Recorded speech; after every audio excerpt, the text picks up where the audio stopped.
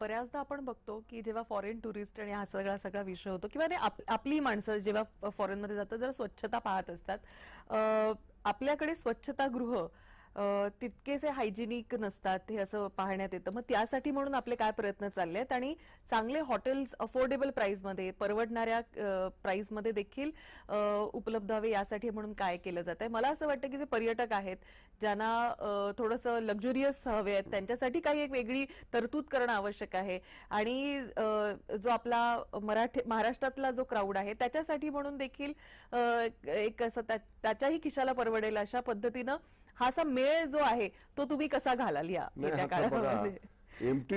MTDC कडे जिथे resorts आहेत तिथं आपण आपले रेट्स ठरवलेले आहेत. जिथं आम्ही स्वतः एमटीडीसी ऑपरेट करतो, पण एमटीडीसीनं जे आउटसोर्स केलेले आहेत किंवा दुसऱ्या कुठल्या एजन्सीला ते चालवायला दिलेले आहेत ते त्यांच्या टर्म्सवर मग त्यांचे रेट ठरवतात. कारण ते फिक्स्ड अमाऊंट रेंटची वर्षाची ते आमच्याकडे एमटीडीसी कडे भरत असतात. समजा त्याच्यापेक्षा कमी त्यांना उत्पन्न मिळालं तर तो त्यांचा तोटा होतो, त्याच्यापेक्षा जास्त मिळालं तर तो त्यांचा फायदा असतो. पण जे आपण चालवतो एमटीडीसी मार्फत रन करतो तिथं रेट्स आपले एमटीडीसीच्या बोर्डनं ठरवलेले आहेत.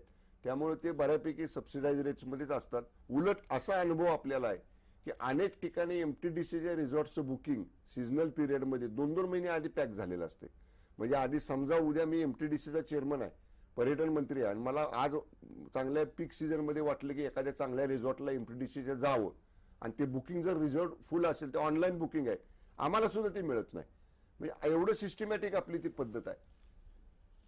स्वच्छतागृहांचा टॉयलेटचा वगैरे जो विषय आपण सांगितला ना, त्या बाबतीत बिल्ड करून देणं किंवा बांधून चांगलं देणं हे कदाचित आमचं डिपार्टमेंट करेल, पण ते रन करणं, मेंटेन करणं ही थोडंसं माझं मत असं आहे की त्या लोकल सेल बॉडी ज्या आहेत, म्हणजे समजा एखादं रिसॉर्टचं किंवा एखादं पब्लिक प्लेस आहे, एखादा बीच आहे, एखादा किल्ला आहे, त्याच्या पायथ्याशी कुठं आपण अशा पद्धतीच्या अम्युनिटीज उभ्या केल्या तर त्या रन कुणी करायच्या?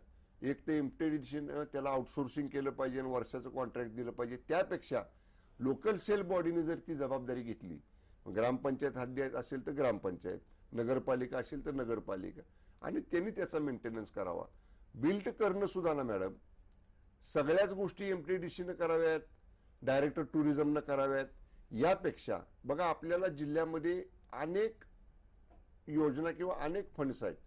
मग जिल्हा नियोजन समितीचा निधी आहे, आमदारांना आमदार फंड आहे, खासदारांना खासदार फंड आहे. यापेक्षा पुढे जाऊन सीएसआर अनेक कंपन्या अशा चांगल्या गोष्टींसाठी द्यायला तयार आहेत. म्हणून त्या माननीय पालकमंत्री त्यांच्या जिल्ह्यामध्ये असे ठिकाणं जिथं आहेत त्यांना आता आम्ही एक विनंती पत्र देतोय माझं पालकमंत्री म्हणून की अशा या सुविधा देण्यासाठी माननीय पालकमंत्र्यांनी त्या जिल्ह्यात पुढाकार घ्यावा. हा अतिशय स्तुत्य असा उपक्रम आहे आणि त्यांनी स्वतः पालकमंत्री मान्य जिल्हा नियोजन समितीचे अध्यक्ष आहेत, त्यातला काही ठराविक निधी या पर्यटनाच्या पायाभूत सुविधा म्हणजे टॉयलेट, स्वच्छतागृह, रात्रीच्या दिवाबत्ती या सगळ्या गोष्टीसाठी म्हणून आपण पालकमंत्री महोदयांना सुद्धा सगळ्या विनंती करतोय. पण जिथं जिथं एमटीडीसीची प्रॉपर्टी आहे आमची तिथं ते आता आपण अशा पद्धतीनं टप्प्याटप्प्यानं त्या सगळ्या एकदम चांगल्या करण्याचा प्रयत्न. आता सबसिडाइज रेट्स हे आमच्याकडे आहेत जे आम्ही रन करतो एमटीडीसी, पण जे आम्ही आउटसोर्सिंग दिलेले आहेत ही त्यांची जबाबदारी. पण तरी सुद्धा ऍज कम्पेअर्ड टू मार्केट किंवा ऍज कम्पेअर्ड टू इतर मोठ्या मोठ्या हॉटेल्सपेक्षा आपल्या एमटीडीसीच्या प्रॉपर्टीजमध्ये त्या मानाने रेट्स कमी आहेत.